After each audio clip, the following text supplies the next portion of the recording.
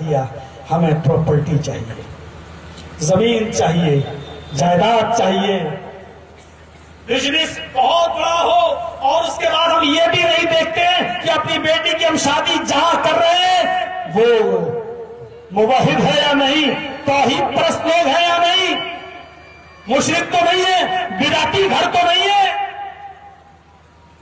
حضرت سلیمان تیمی تابعی گزرے، جب ان کے انتقال کا وقت، جب وہ بوڑھے ہو گئے، رونے لگے، انتقال کا وقت قریب آیا تو رو رہے، تو لوگوں نے ان سے کہا کیوں رو رہے ہو، تم اکیلے تھوڑی مر رہے ہو، اس عمر میں تو سبھی مرتے ہیں، ایک دن تو سبھی کو مر کے جانا ہے، کیوں رو رہے ہو بھائی اتنا، کیوں پریشان ہو؟ انہوں نے کہا میں موت کے ڈر سے نہیں رو رہا ہوں، ذرا غور سے سنیے، انہوں نے کہا کہ میں موت کے ڈر سے نہیں رو رہا ہوں، بلکہ ایک گناہ مجھے یاد آ رہا ہے جو میں نے 25-26 سال پہلے کیا تھا، اس گناہ کی میں 25-26 سال سے توبہ کر رہا ہوں، اس گناہ کو یاد کر کر کے میں رو رہا ہوں، پتہ نہیں میرے رب نے مجھے معاف کیا ہوگا یا نہیں۔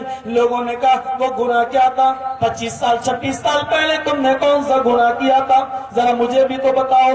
کہنے لگے میں نے 25 سال پہلے ایک بدعتی کو سلام کر لیا تھا۔ گناہ دیکھ رہے ہیں کیا تھا؟ میں نے 25 سال پہلے ایک بدعتی کو سلام کر لیا تھا۔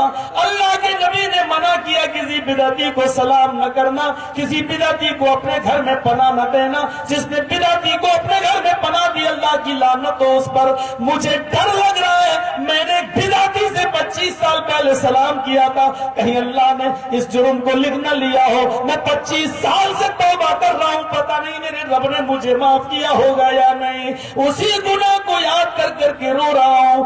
ایک بدعتی کو سلام کر لیا تو 25 سال سے توبہ کر رہے ہیں۔ مسلمانوں، میرے جلسے میں آنے والے لوگوں، ہم تو اپنی بیٹیوں کی شادی بدعتیوں میں کر رہے ہیں، ہم تو اپنی بہنوں کو بدعتیوں میں دے رہے ہیں، ہم غور کریں ہم کتنے بڑے جرم کے مرتکب ہو رہے ہیں، ہمارا گناہ اللہ معاف کرے گا یا نہیں کرے گا؟ ہم اپنی بیٹی اور بہن کو جیتے جی بدعتیوں کے حوالے کر رہے ہیں۔ میرے بھائیو تصور کرو، ہم جیتے جی جہنم میں جھونک رہے ہیں، ہمارا گناہ اللہ معاف کرے گا یا نہیں کرے گا؟ مولانا صاحب اتنی اچھی تقریر ہوئی، یہی کہہ کے تم نے سب معاملہ نکال دیا، لاسٹ میں یہی کہہ کر میرے بھائیو، وہی تو دعوت سب سے اچھی ہوتی ہے جس میں توحید کی کچھ بات کہہ دی جائے، جس میں کچھ اشارہ ہی کر دیا جائے۔ میرے پیارے بھائیوں، اپنی ماں بہن بیٹیوں پر بھی نظریں ڈالو، ان کے نکاح کے لیے رشتہ داریاں دیکھو، موحد لڑکے دیکھو، توحید پرست دیکھو، نیک دیکھو، دیندار دیکھو، حضرت سلیمان تیمی کی طرح دیکھو، کیا کہتے ہیں کہ میں نے 25 سال پہلے ایک بدعتی کو سلام کر لیا تھا، میں اس گناہ کی توبہ کر رہا ہوں، پتہ نہیں اللہ نے مجھے معاف کیا یا نہیں کیا۔ اب ہم اس آئیڈیل میں اپنے غریبان میں چھانک کر دیکھیں کہ ہم تو اٹھ رہے ہیں ان کے ساتھ، بیٹھ رہے ہیں ان کے ساتھ، کاروبار کر رہے ہیں ان کے ساتھ، شادیوں میں ان کے ہمارا آنا جانا، ان کا ہمارے یہاں آنا جانا، ہماری بیٹیاں ان کے یہاں، ان کی بیٹیاں ہمارے یہاں، ہماری بیٹیاں وہاں جائیں گی، شادیاں ہوں گی، ایک دن مریں گی، جب مریں گی تو وہ قبرستان میں دفن بھی ہوں گی، ان کا جنازہ پڑھا جائے گا،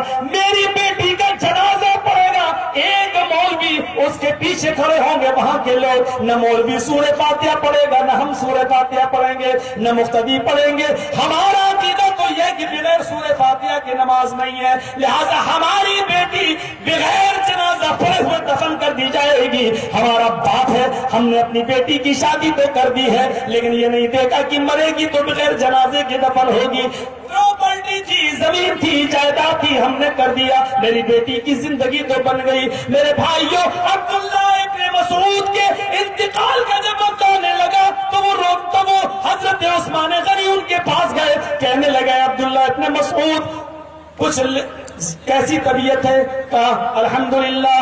کہا کہ بیمار ہو؟ کہنے لگے طبیب نے اللہ نے بیمار کیا ہے۔ حضرت عثمان نے کہا کیا میں طبیب کو بلاؤں، حکیم کو بلاؤں؟ کہنے لگے طبیب ہی نے تو بیمار کیا ہے۔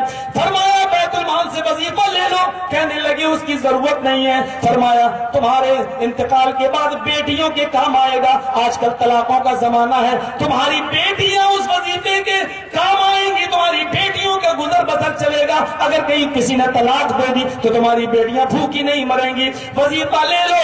حضرت عبداللہ ابن مسعود کا جواب سنو، فرماتے ہیں اے عثمان، میری بیٹیاں کبھی بھوکی نہیں مر سکتی ہیں۔ فرمایا اتنے اعتبار کے ساتھ اور اتنے یقین کے ساتھ کیسے کہہ رہے ہیں؟ اگر خدا نہ اللہ نہ کرے کہیں طلاقیں ہو گئی، گھر میں بیٹی ہے تو کہاں سے ان کو گزر بسر ہوگا، کہاں سے وہ چلائیں گی؟ کہنے لگے عبداللہ ابن مسعود، آئے عثمان، میں نے اپنی بیٹیوں کو سورہ واقعہ یاد کرا دی ہے، اپنی بیٹیوں کو سورہ واقعہ سکھلا دی ہے۔ میں نے جمعے کے منبر پر نبی اکرم کو کھڑے ہو کر خطبہ دیتے ہوئے سنا ہے، جس گھر میں سورہ واقعہ پڑھی جائے گی اس گھر میں کبھی فاقہ داخل نہیں ہوگا، اس گھر میں کبھی محتاجگی نہیں آئے گی۔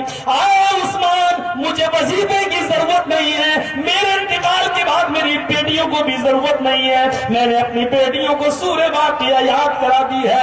یہ تمام چیزیں یہ بتلا رہی ہیں کہ ایک جذبہ تھا رب سے ملاقات کا، ایک دن اس کے سامنے حاضر ہونا ہے۔ ذرا تصور کرو، ابو بکر کی خود خلافت ہے،